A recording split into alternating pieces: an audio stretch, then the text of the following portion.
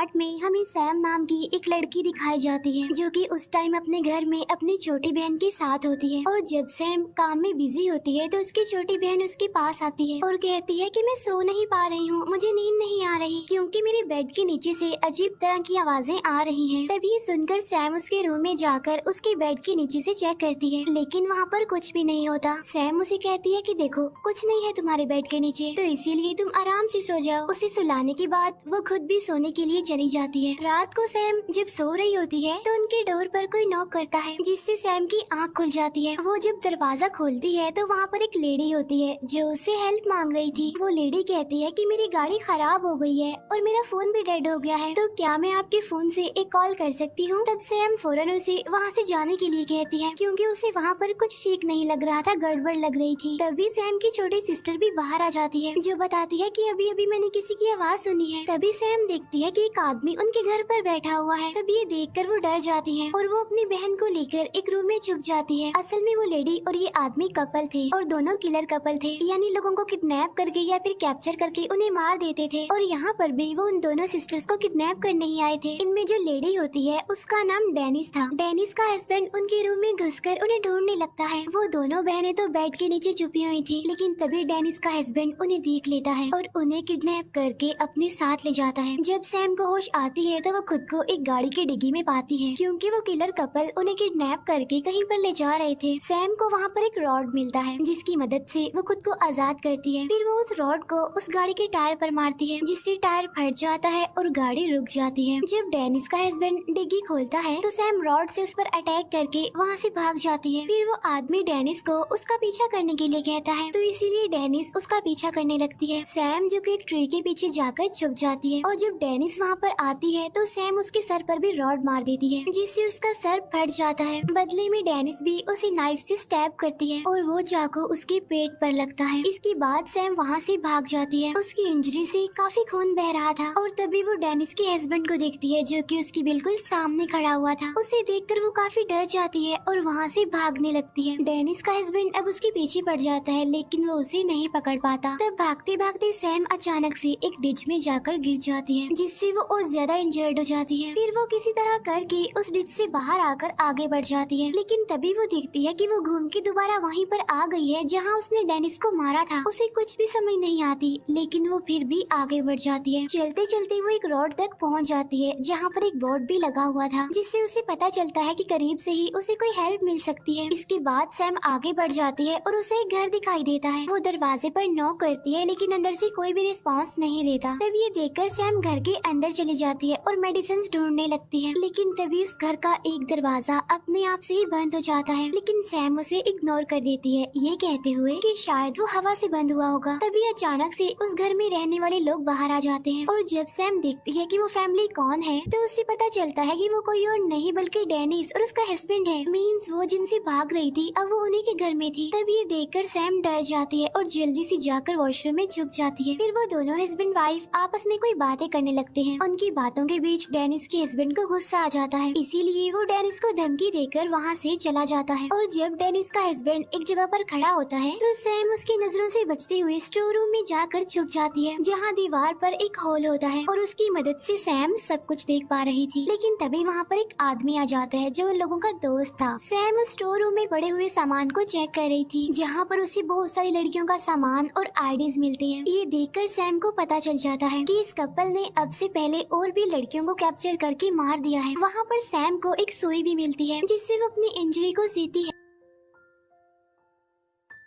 रात को वो तीनों बहुत ज्यादा शराब पीते हैं और जब उनकी ड्रिंक खत्म हो जाती है तो उनका वो फ्रेंड शराब लेने जाता है, लेकिन तभी उसकी नजर उस हॉल पर पड़ती है और वो सैम की आईज देख लेता है, जिससे सैम डर जाती है। फिर उनका फ्रेंड उन्हें बताता है कि मैंने स्टोर रूम में कुछ देखा है, लेकिन डेनिस का हस्बैंड उस पर यकीन नहीं करता क्योंकि उसे लग रहा था कि उसने इतनी शराब पी ली है, इसीलिए नशे में वो ऐसी बातें कर रहा है। तब उसका फ्रेंड मजाक में ये भी कहता है कि मैं तुम्हारा सीक्रेट जानता हूँ। तब ये सुनकर डेनिस के हस्बैंड को शक होता है कि शायद उसे पता चल गया है कि हम लड़कियों को किडनैप करके मारते हैं और स्टोर रूम में उनकी चीजें पड़ी हुई हैं। तब डेनिस का हस्बैंड उसे पूछता है कि वैसे तुम क्या सीक्रेट जानते हो मेरा। तब उसका फ्रेंड उसे कहता है कि छोड़ो यार, मैं तो मजाक कर रहा था। लेकिन डेनिस का हस्बैंड इस बार उसकी बात पर बिलीव नहीं करता और वो उसके सर पर रॉड से हमला करके उसे जान से मार डालता है। तब डेनिस उसकी इस हरकत पर उसे काफी नाराज होती है। उधर सैम भी अपनी आंखों के सामने ये सब होता देखकर काफी डर जाती है। लेकिन तभी डेनिस का हस्बैंड एक चैनसो से अपने फ्रेंड की डेड बॉडी को काटने लगता है। चैनसो की आवाज सुनकर सैम अपने कान बंद कर लेती है। उसकी डेड बॉडी के छोटे छोटे टुकड़े करने के बाद डेनिस का हस्बैंड उसे अपनी गाड़ी में रखता है और उसे फेंकने जाता है। अब सैम उस स्टोर रूम का दरवाजा खोलने की कोशिश करती है लेकिन वो लॉक था। लेकिन तभी सैम को वहाँ पर मोबाइल की आवाज सुनाई देती है और वो उसे लेकर पुलिस को कॉल कर देती है। लेकिन मुसीबत की बात तो ये होती है कि उसे वहाँ का एड्रेस भी नहीं पता होता। उससे भी ज्यादा मुसीबत ये है कि फोन डेड हो जाता है जिससे कॉल कट जाती है।